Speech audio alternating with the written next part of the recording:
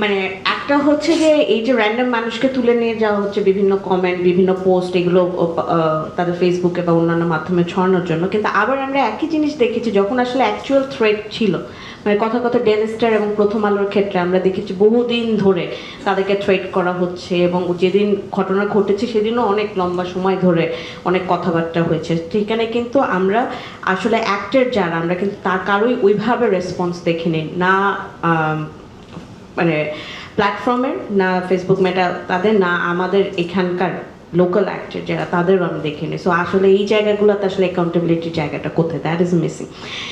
And also যখন মানে আমাদের এখানে যে কোনো আইন যখন করা হয়, প্রথম কথাটা যেটা বলা হয়, is for the protection of women and children.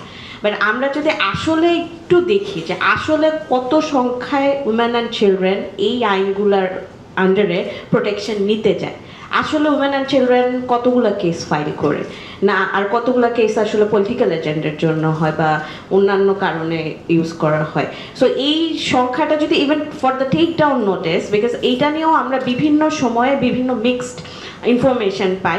আমাদের এখানে যখন আমরা যারা হচ্ছে সাইবার সিকিউরিটি এজেন্সিতে আছে তাদের সাথে আমরা যখন কথা বলি, তারা বলে যে তারা specifically women and children related যেসব ভায়োলেন্স ঘটে সেইগুলো নিয়ে তারা মেটাকে বা অন্যান্য যারা আছে প্ল্যাটফর্ম কোম্পানিজ তাদেরকে হচ্ছে টেকডাউন নোটিস পাঠায়। কিন্তু আমরা আবার যখন প্ল্যাটফর্মের কাছ থেকে শুনি, তারা আবার ভিন্ন রকম একটা মত দেয় মাঝে মাঝে, যে আসলে most of the content are about political. হ্যাঁ, মানে women and children related content আসলে অত আসে না বা সংখ্যায় অত বেশি না। সো এটাও আসলে একটা বিষয় যে আসলে আমি যার নাম নিয়ে আইনটা করি বা যার জন্য আইনটা করছে সে আসলে বেনিফিটেড হচ্ছে কি না।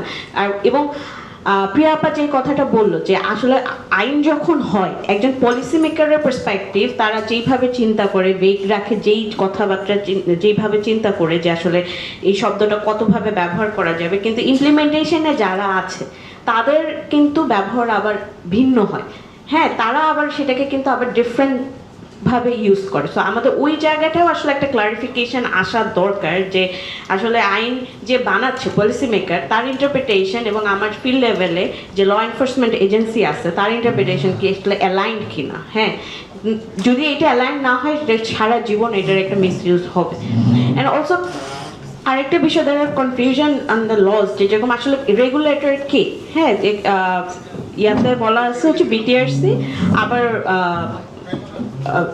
এনসিপির কথা বলা আছে। হ্যাঁ, so who is the regulator? হ্যাঁ, এই ধরনের যে কনফিউশনগুলো আছে, এটা আসলে এইটার কথা আসলে কে বলবে? আবার আমাদের হচ্ছে টেলিকমিউনিকেশন অ্যাক্টের আন্ডারে হচ্ছে অনলাইন কন্টেন্টের রেগুলেশনের কথা বলা আছে। হ্যাঁ, সো এইগুলো ব্যাপার তো আসলে যত ক্লারিফাই হবে তত আসলে মানে আইনটা যত পরিষ্কার হয়, তা এটা আসলে আমাদের কাছে মনে হয় যে ল এনফোর্সমেন্ট এজেন্সিদের জন্য আসলে বা অন্যরা যারা এই আইনগুলো নিয়ে কাজ করে তাদের জন্য সুবিধা, এবং আইনের আসলে মিসইউজটা কমে।